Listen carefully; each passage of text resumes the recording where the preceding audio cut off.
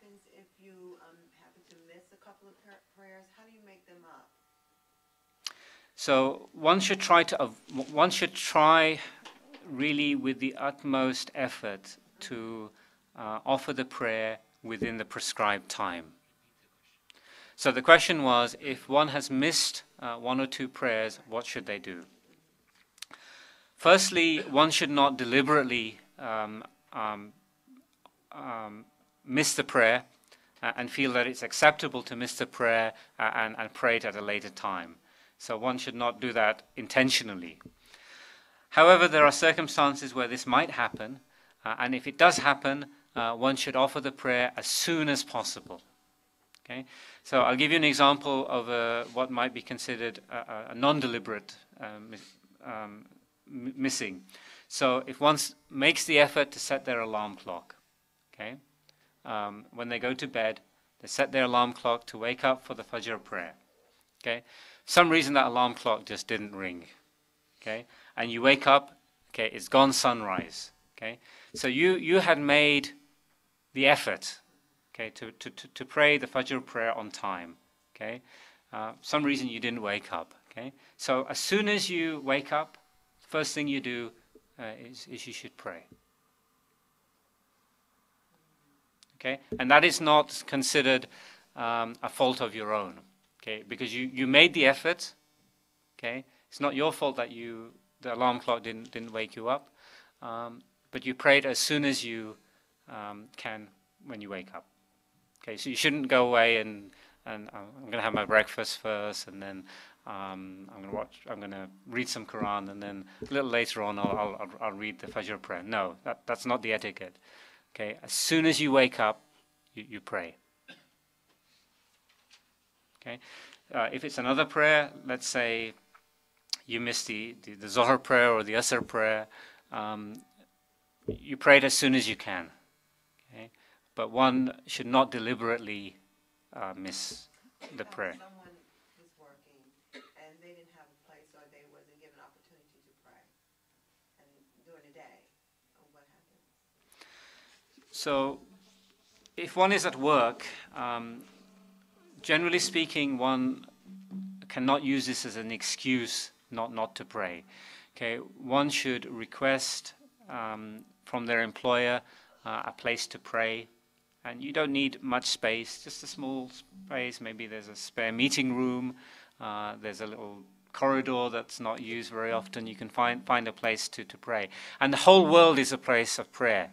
Okay, one doesn't necessarily have to pray in one place or another place. Yes, you can pray in the mosque, but other than the graveyards, the toilets, I mean, the whole world is a place of prayer. You can pray outside, you can pray inside, as long as the place is clean. And what we mean by clean in this sense doesn't necessarily have to be carpeted. That's not what we mean by clean. It needs to be free of impurities, like urine or feces or anything of that, blood, these type of things. As long as it's free from those type of things, you can play on the grass, you can pray on concrete, you can pray anywhere. Outside your car and pray. Yeah. If one is able to pray standing, so the question is, can you pray in the car? Okay. So if one is able to pray standing, then one should pray standing. Okay. If one has some physical disability that prevents them from praying standing, then they can pray sitting.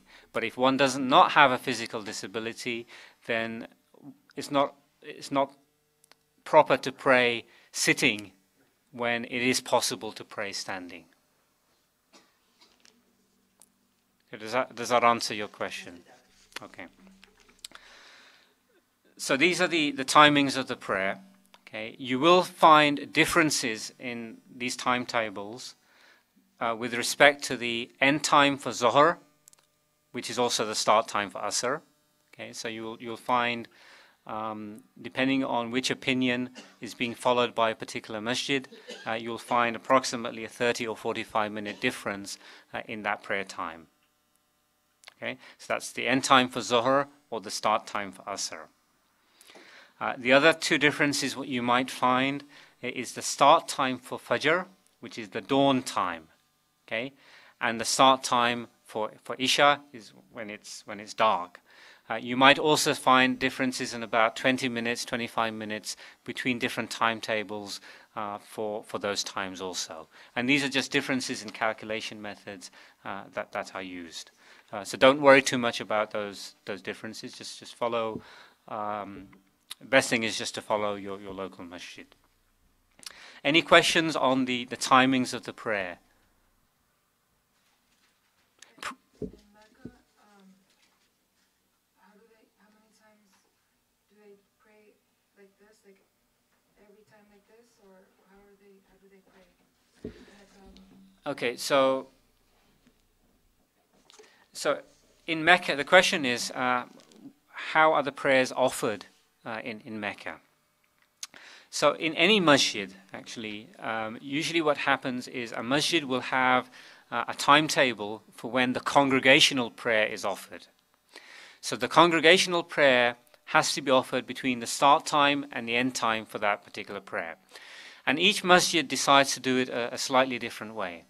So for example, some masjids decide to do the Zohar prayer at 1:15, okay, the whole year round. Okay, so for example, the masjid in Piscataway, that's what they decide to do. The Zohar prayer is always offered at 1:15. Okay, other masjids they decide, well, the Zohar prayer in the winter is going to be offered at 12:30. Okay, and in the summer, because of the daylight saving time, it's going to be offered at 1:15. Okay, other masjids they decide, and this is the principle that the Masjid al-Haram in both Makkah and Medina adopts. They offer the prayer at its start time. Okay, so once it's the start time for Zohar, the azan is made. People are given the opportunity to offer their sunnah prayers, a few minutes, and then the congregation stands up for the congregational prayer. So in Makkah and Medina, the prayer is offered close to its start time. Heard that they combine during Azr and Maghrib and Isha. They pray the 5 daily prayers, but they combine those two. When they're gathered at the Kaaba. So during when one is in Mecca and Medina, it's exactly the same as any other masjid in the world. The 5 prayers are offered in congregation at their times. Okay, but the principle that you're asking, so the question was, I've heard that in Makkah and Medina, the Zohar and Asr prayer are combined, and the Maghrib and Isha prayer are combined. So firstly, that's not correct. In Makkah and Medina, as in any other masjid, the prayers in congregation are offered within their times. Okay, but you are correct that there are times when Zohar and Asr prayer can be combined and Maghrib and Isha prayer can be combined. And during the Hajj, for instance, when one goes to Arafat and Muzdalifah, Zohar and Asr prayer are combined and Maghrib and Isha are combined. Okay, but this is not in the Haram in Makkah or Medina. This is a special thing that's related to the Hajj. The other time when people do this is when they're traveling. Okay, there is a particular concession according to some schools of fiqh where the Zohar and Asr prayer can be shortened and combined, and similarly the Maghrib and Isha prayer can be shortened and combined for the traveler. Okay, so the traveling and because of the Hajj and the number of people. It's not to do with the number of people. Okay, it's a special thing that's related to the Hajj.